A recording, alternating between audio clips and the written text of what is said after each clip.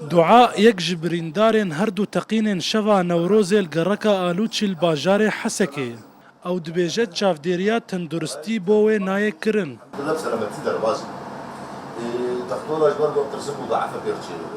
والله وضعي مقلكي تعبانة أمهاتني فيدي على أساس إنه علاجي والممقى تبن واهتمام بس كسكي جهنا دايمة ونجي مقلكي تعبانة بس قلكيش برديشو.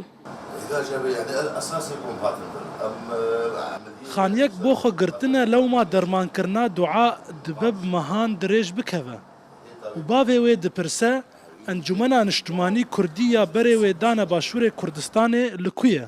Guherin lîcan li wir wek li vir li qamiş lo em bi karê xwe radibin înşallah me li wir jî bi karê xwe rabin lîcan li bendî wane wê ew ê bi umûrê we rabin bi umûrê sehî umûrê maddî û bi hemû umûran wê rabin lê em hatin li vir mixabin tilîcan tune bûn heta roja îro jî kes mev nehatî û me kes nedît ne ji Meclisa Kurdî.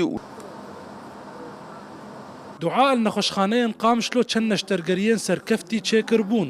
Her wiha di laşê wê de hejmareke sacma mane lê li gorî bizîşkan metirsiyê ser saxlemiya wê çê nakin.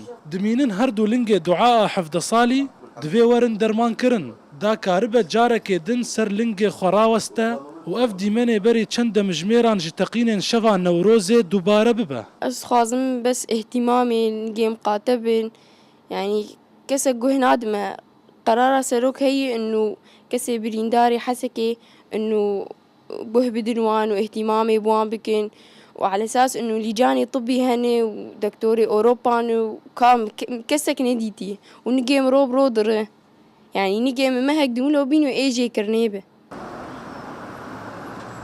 Saxlemiya dihokê her wiha nexweşxaneya hawarhatinê ya dûvçûna dermankirina Dua dike amade nebûn tulê dwana derbarê rewşa wê bidin û Dua maye li erdê û her livîn û tevgereke wê bi êşûnalîne.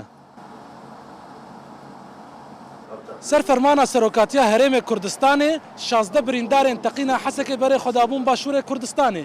Ji wan Dua Mihemed Saîda hevde salî ye got heta niha pêdiviye dermankirine ye û banga xwe digihîne serokatiyê belkî rewşa wê piştî sê heyv û 10 rojan bête çareserkirin.